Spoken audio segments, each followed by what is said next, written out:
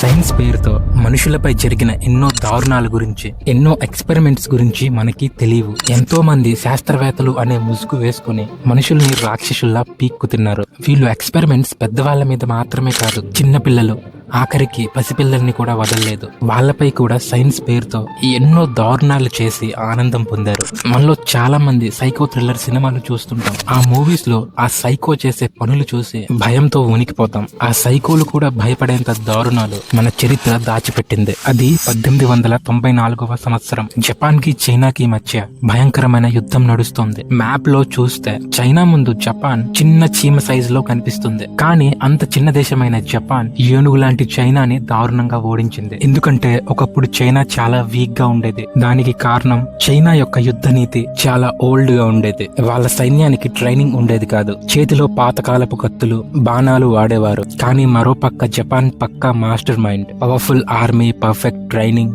దానికి తోడు అప్పట్లో జపాన్ దగ్గర ఉన్న భారీ యుద్ధ నౌకల కారణంగా సముద్రంపై పూర్తి కంట్రోల్ వాళ్ళకి మాత్రమే ఉండేది. ఇలా పక్కా ప్లాన్ తో ఈజీగా చైనాని ఓడించింది జపాన్. అంతేకాకుండా చైనాలోని కొన్ని ప్లేసెస్ ని జపాన్ ఆక్రమించుకుంది. కానీ అసలు కథ ఇక్కడే మొదలైంది. శత్రువులను చంపాల్సింది గన్స్ తో కాదు, రోగాలతో అని. ప్లేగు, కలరా లాంటి మనుషుల ప్రాణాలు తీసే భయంకరమైన వ్యాధుల్ని ఆయుధంగా మార్చుకోవాలనుకున్నారు. దానికోసమే ఒక సీక్రెట్ ప్రాజెక్ట్ ని జపాన్ మొదలు పెట్టింది. దాని పేరే యూనిట్ 731. ప్రపంచం కళ్ళు కప్పడానికి ఇది వరకు చైనాలోని ఆక్రమించిన హార్చిన్ అనే ఫారెస్ట్ ని జపాన్ సైంటిస్టులు ఒక ల్యాబ్ లా మార్చుకున్నారు. బయట బోర్డు మీద water purification and research centre అని రాసుకున్నారు. అంటే ఇది బయట వాళ్ళకి సైనికుల కోసం కట్టిన వాటర్ ప్యూరిఫికేషన్ ప్లాంట్ లా కనిపించేది. కానీ లోపల జరిగేది అక్షరాల నరకం. దీనికి లీడర్ డాక్టర్ షిరో ఇషి. ఇతనే దీనికి ప్రధాన సూత్రధారి. ఇతను చేసే అరాచకాలు మామూలువేం కావు. బందీలుగా దొరికిన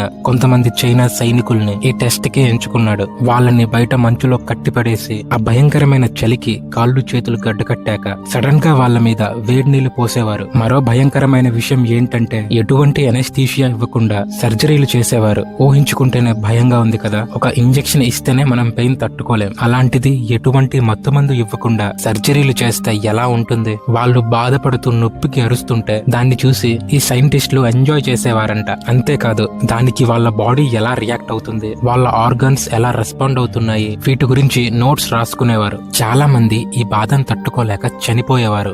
ఆఖరికి వాళ్ళు చనిపోయాక కూడా వదిలేవాళ్ళు కాదు. ఆ శరీరాలపై కూడా ఎక్స్పెరిమెంట్స్ చేసేవారు. లోపల ఉన్న ఖైదీలని ఈ సైకో సైంటిస్టులు ఒక కోడ్ నేమ్ తో పిలిచేవారు. అదే మరూటా. జపనీస్ భాషలో మరూటా అంటే చెట్టు మద్దు అని అర్థం. వీళ్ళ పై అధికారులు రిపోర్ట్ అడిగితే ఈ రోజు కొన్ని చెట్టు మద్దుల కోసం ఇన్ని తగలబెట్టాం అని చెప్పేవారు. ఆ రికార్డుల్లో ఉన్నది చెట్లు కావు, వాళ్ళు హింసించి చంపిన మనుషులు. ఊహించుకోండి లోపల పరిస్థితి ఎంత దారుణంగా ఉండేదో. ఇలా వందల మంది ఖైదీలను చంపి ఆ సైకో సైంటిస్టులు బయో వెపన్ ని తయారు చేశారు. ఆ బయో వెపన్ ని చైనా ప్రజల మీద జపాన్ ఎలా వాడిందో తెలుసా? ప్లేగు, కలరా వ్యాధులతో ఉన్న లక్షలాది ఈగల్ని, కీటకాలని విమానాల ద్వారా చైనా ఊళ్ల మీద వర్షంలా కురిపించారు. తాగే నీళ్లలో, నదుల్లో బ్యాక్టీరియా కలిపేశారు. దీంతో అంతు చిక్కని రోగాలతో చైనా ప్రజలు పిట్టల్లా రాలిపోయారు, ముఖ్యంగా చిన్నపిల్లలు. అయితే ఇక్కడ జపాన్ సైనికుల్ని మాత్రమే టార్గెట్ గా తీసుకోలేదు, సాధారణ ప్రజల్ని, పిల్లల్ని కూడా టార్గెట్ గా చేసుకుంది. ఈ బయో వెపన్ ని సాధారణ ప్రజల మీద ప్రయోగించి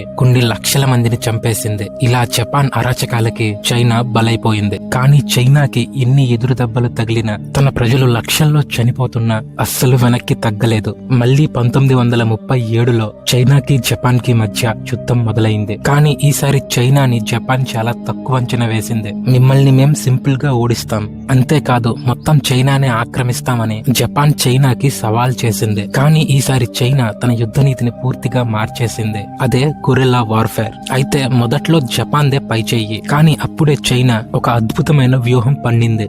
దాని పేరే ట్రేడింగ్ ఫేస్ ఫర్ టైం. అంటే చైనా సైన్యం జపాన్ తో నేరుగా యుద్ధం చేయలేదు. వాళ్ళు వెనక్కి తగ్గుతూ జపాన్ సైన్యాన్ని చైనా లోపలికి రప్పించారు. వెనక్కి వెళ్తున్నప్పుడు రోడ్లని, వంతెనల్ని తగలబెట్టేసేవాళ్ళు. అలా జపాన్ ముందుకు వెళ్తున్న కొద్దీ వాళ్ళకి రావాల్సిన ఫుడ్, ఆయుధాల సప్లై తగ్గిపోయేది. దాని కారణంగా యుద్ధం చేయడం కష్టంగా మారేది.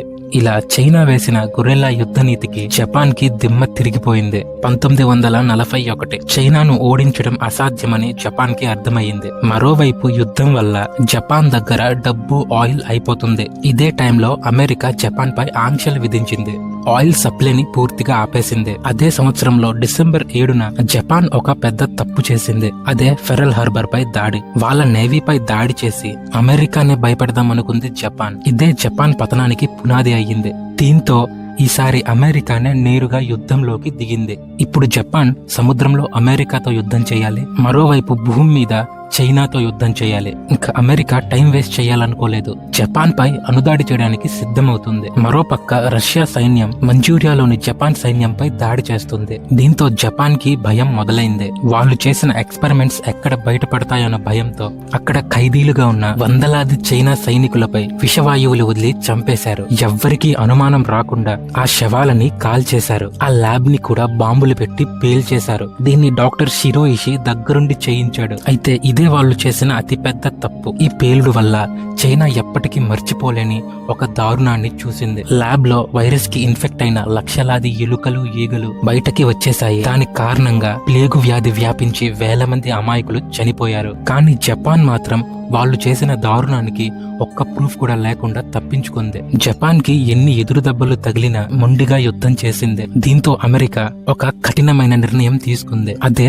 జపాన్ పై అనుదాడి. 1945 ఆగస్టు 6, 9న 2 అణుబాంబులతో హిరోషిమా, నాగసాకిపై అమెరికా దాడి చేసింది. దీని కారణంగా జపాన్ ప్రజలు 2.5 లక్షల మంది చనిపోయారు. తన ప్రజలు లక్షల మంది చనిపోవడంతో తన దేశం దెబ్బతిండంతో యుద్ధాన్ని కంటిన్యూ చేయలేక దెబ్బకి జపాన్ లొంగిపోయింది. ఆ తరువాత అమెరికా సైన్యం యూనిట్ 371 ప్రాజెక్ట్ ని నడిపించిన డాక్టర్ షిరోయిషిని పట్టుకుంది. ప్రపంచమంతా అతనికి ఉరిశిక్ష పడుతుంది అనుకున్నారు.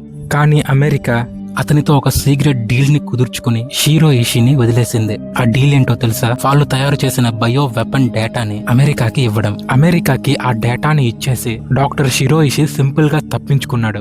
లక్షల మందిని చంపిన షిరోయిషి శిక్ష పడకుండా హాయిగా బతికాడు. యుద్ధం గెలవడానికి జరిగిన ఈ పోరాటంలో చివరికి ఏ దేశం గెలవలేదు. కానీ ప్రాణాలు కోల్పోయింది మాత్రం సాధారణ ప్రజలు. ఇలాంటి చీకటి చరిత్ర మనకి ఒకే విషయం గుర్తు చేస్తుంది. మనిషి తన స్వార్థం కోసం ఏదైనా చేస్తాడు, ఎంతటి దారుణాలకైనా ఒడిగడతాడు. సో ఫ్రెండ్స్, ఈ వీడియో చూసాక మీకేమనిపించింది ఖచ్చితంగా కామెంట్స్ లో తెలియజేయండి. ఈ వీడియోలో నా ఎఫర్ట్ మీకు కనిపిస్తూనే ఉంటుంది. వీడియో నచ్చితే లైక్ చేయడం మర్చిపోవద్దు. అలానే మరిన్ని ఇలాంటి ఇంట్రెస్టింగ్ వీడియోస్ కోసం ఛానల్ ని సబ్స్క్రైబ్ చేయడం మర్చిపోవద్దు. మరో ఇంట్రెస్టింగ్ వీడియోతో మళ్ళీ కలుద్దాం. This is Teja signing off. జై హింద్.